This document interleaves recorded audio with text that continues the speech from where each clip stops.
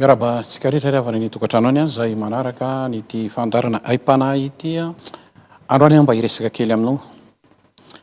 Raha ny tena marina toro lalana avy amin'Andriamanitra ty mikasika ny fiarovana ny fiainanao manontolo. Ato anatiny ty atao hoe baibolina soratra masiny ty no nangalako an'ireto ary nahitako an'ireto fanambarana tena goavana zay nomen'Andriamanitra ry havana mba ho fiarovana ny fiainantsika manontolo. Rehefa mandinika aho isan'andro mandinika an'ireo vaovao zay mivoaka amin'ny aina aman-dreny isan-karazany mikasika ny vonon'olona sy ny vakitrano,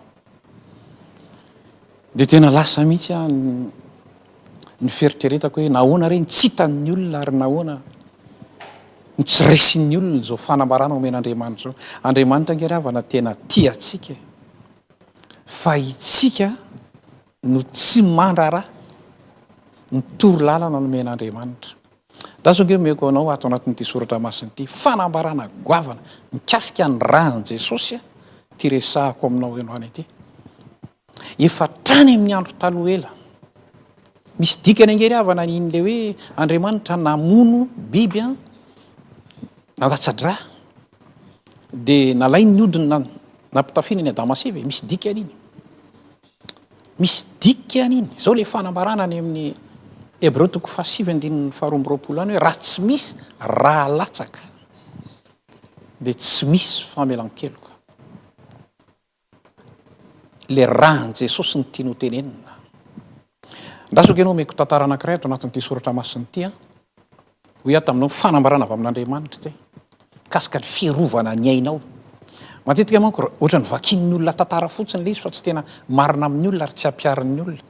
Angataka anao vakio ny Exodosy 2:12 nge le toro lalana nomen'Andriamanitra ny Mosesy mba ho ataony ny zanak'Israely mialohan'ny elany tao amin'ny tany Egypta. Naseny naka ondry dia naseny nalainy ny raha dia zao ny voalaza hoe apetrao amin'ny tolambaravarany tranonao izy ka ny tolambaravarana rehetra zay tsy ahitako an'io raha io sy Jehovah Andriamanitra dia tsy maintsy hiditra ho amin'ny loza. Zany ny voalaza. Reny moa vakin'ny olona fotsiny, resahana fotsiny rehefa tonga ny Pasika fa le tena fahamarinana eo amin'ny fiainanao ve marina aminao zany.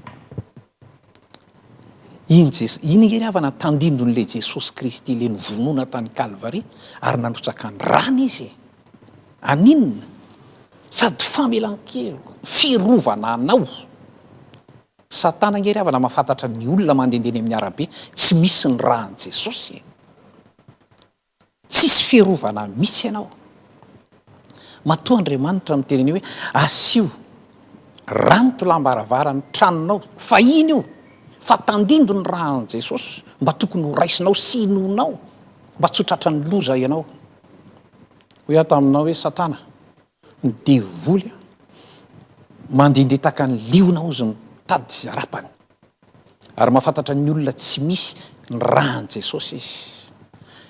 Fiarovana ho anao zao tenin'Andriamanitra zao, raha mino zao ianao tia ny rako izy Jesosy arotsako famelan-keloka ho an'ny maro. Reniny olona isaiky ny fandraisana zany fa zao marina aminao ve zany? Marina aminao ve zany hoe ny rahan'i Jesosy miaro ny tokantranonao? Marina aminao ve zany hoe ny rahan'i Jesosy miaro anao raha mandeha eny amin'ny arabe ianao? Ho ato aminao hoe jereo ireo karazana loza misy amin'izao fotoana izao. Manao ezaka mihitsy nge ry havana ny mpitandro filaminana.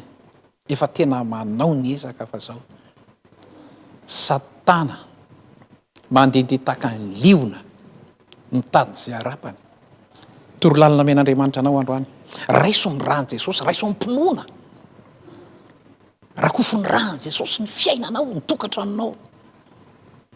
Mba ho marina aminao iambaran'ny tenin'Andriamanitra eo amin'ny Exodosy 2:12 hoe misy fiarovana ianao.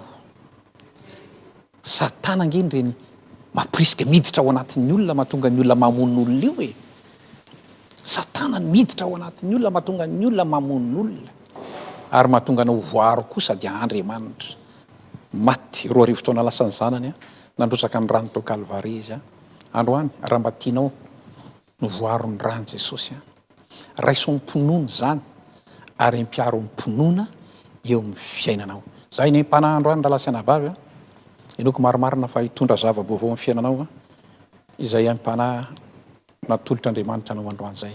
Ho an'Andriamanitra ny voninahitra. Amen.